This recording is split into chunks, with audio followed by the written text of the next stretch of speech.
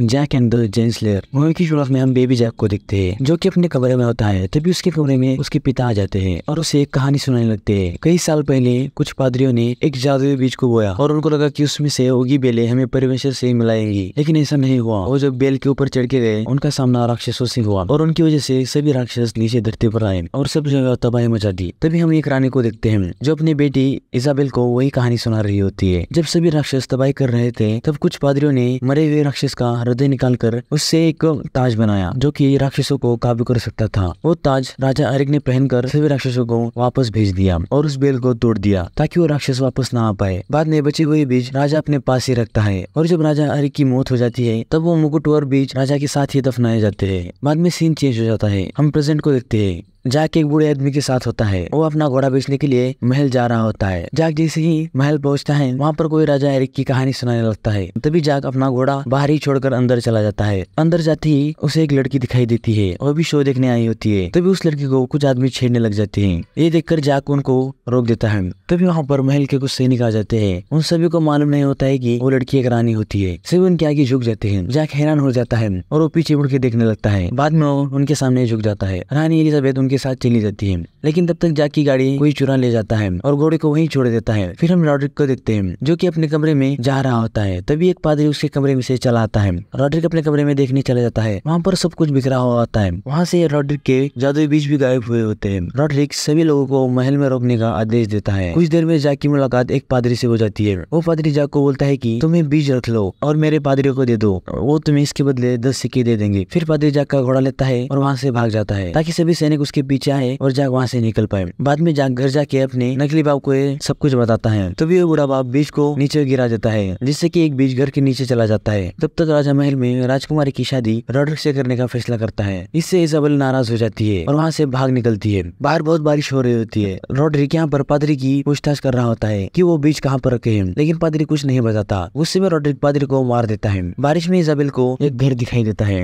वो सोचते है कि कुछ देर यहाँ पर रुकती हूँ और बाद में निकल जाती हूँ। राजकुमारी घर की ओर जाने लगती है। वो घर जैक का होता है। जैक उसे अंदर ले लेता है। वो दोनों बातें करने लगते हैं। जैक को लगता है कि ये कोई और लड़की है। जैक के घर में से पानी अंदर आ रहा होता है। वो पानी बीच के ओर जाने लगता है। तभी जैक को शक हो जाता है कि ये राजकुमारी है और जैक उसे पहचान लेता है। बीज भीगने की वजह से वो बीज उगने लग जाते हैं। वो जादुई बीज आसमान तक जाने लगते हैं। उसके साथ जैक का घर भी ऊपर जाने लगता है जिसमें राजकुमारी होती है। जैक घर के बाहर लटक रहा होता है। राजकुमारी उसे अंदर लेने की कोशिश करती है लेकिन जैक नीचे गिर जाता है। सुबह जब जैक की नींद खुल जाती है तब वहाँ पर राजा आया होता है। जैक उन्हें सब कुछ बता देता है। राजा अपने मंत्री एल्मोट को एक टीम बनाने को बोलता है और उसके साथ रॉड्रिक और जैक भी उनके साथ जाने का सोचते हैं। वो सभी बेल के ऊपर चढ़ने लगते हैं। ये सभी आदमी एक दूसरे से रस्सी से बंधे हुए होते हैं। जैक और एल्मोट सबसे ऊपर होते हैं। रॉड्रिक बाकी सभी सैनिकों के साथ पीछे आ रहा होता है। तभी कुछ लोग फिसल जाते हैं लेकिन रॉड्रिक उन्हें बचाने की बजाय उन बाकी आदमियों को नीचे गिरा देता है ताकि बीज को हासिल करते वक्त कोई बीच में ना आए। वो सभी आसमान में वसी एक जगह पर पहुंच जाते हैं। रॉड्रिक जैक को रोक देता है और उससे बाकी के बीज ले लेता है, लेकिन जैक एक बीज को अपने पास ही रख देता है। कुछ दूर जाने के बाद जैक जाल में फंस जाता है। जैक अपने पास के चाकू से जाल को काट देता है और नीचे पानी में गिर जाता है। तभी वहाँ पर एक राक्षस आ जाता है जो कि बहुत बड़ा होता है। राक्षस एक आदमी को देख लेता है और उसको पकड़कर वहाँ से जाने लगता है। तभी वहाँ पर एल्मोट आता है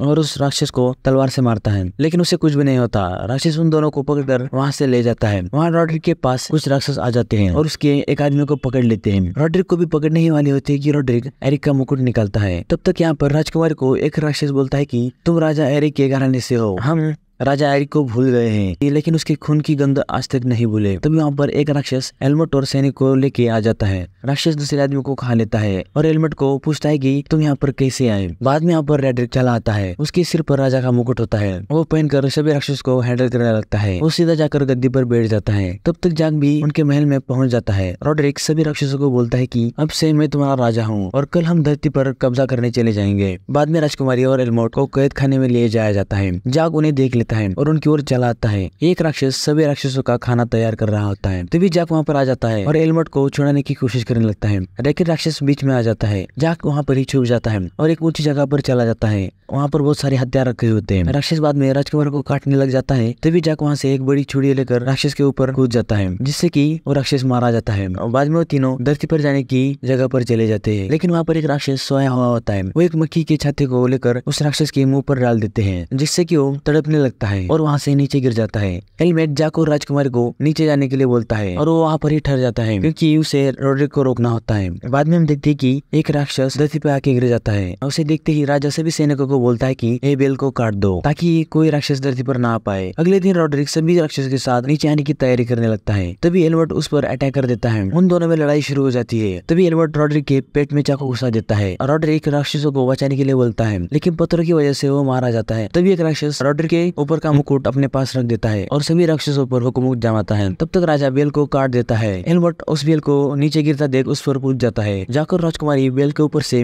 नीचे कूद जाते हैं। एल्बर्ट सीधा महल के पास के पानी में गिर जाता है। राजकुमारी राजा को रॉड्रिक के बारे में सब कुछ बताने लगती है। वहाँ राक्षस को एक थैली दिखाई देती है, उसमें जादुई बीज होते हैं। राक्षस उन बीजों को पानी में फेंक देता है, उससे बड़ी बड़ी बेलें उगने लगती है। फिर वो सभी राक्षस उस बेले को नीचे की ओर करने लगते हैं और उनके साथ नीचे धरती पर चले आते हैं। जैक को ये सब कुछ पता चल जाता है। वो घोड़े पर बैठकर महल की ओर जाने लगता है। एल्बर्ट सभी सैनिकों को तैयार करता है। राजा जैक और राजकुमार को वहाँ से जाने के लिए बोलता है। जैक और राजकुमारी एक सुरंग में पहुंच जाते हैं जो कि उस महल से कहीं बाहर निकलती थी। सभी राक्षस उस महल में पहुंच जाते हैं। वो महल के दरवाजे को तोड़ने की कोशिश कर रहे होते हैं और बाकी की कुछ राक्षस पेड़ को जलाकर महल में फेंक रहे होते हैं। एक राक्षस पानी में गिर जाता है लेकिन वो पानी की मदद से महल के अंदर घुस जाता है और उसे देखकर जैक और राजकुमारी छुप जाते हैं। लेकिन गंध की वजह से राक्षस को उनका पता चल जाता है। वो दोनों को पकड़ लेता है और जैक को खाने ही वाला होता है कि जैक उसके मुंह में एक बीज डाल देता है जिससे कि बेलें उगने लगती है और वो राक्षस वहीं पर मारा जाता है। जैक को एरिक का ताज मिलता है। तब तक यहाँ पर सभी राक्षस महल में चले आते हैं। सभी सैनिक और राक्षस आमने सामने होते हैं। राक्षस उन पर अटैक करने ही वाले होते हैं कि राक्षस नीचे झुक जाते हैं। तभी पीछे से जैक राजा एरिक का मुकुट पहनकर उन सबको कंट्रोल करता है और उन्हें ऊपर भेज देता है। बाद में सीन चेंज हो जाता है। जैक और राजकुमारी वही कहानी उनके बच्चों को सुना रहे होते हैं। उसका बेटा बोलता है कि राजा एरिक के ताज का क्या हुआ। जैक कहता है कि उस ताज को एक नए ताज में तब्दील कर दिया गया ताकि किसी को पता ना चले। फिर हम उसी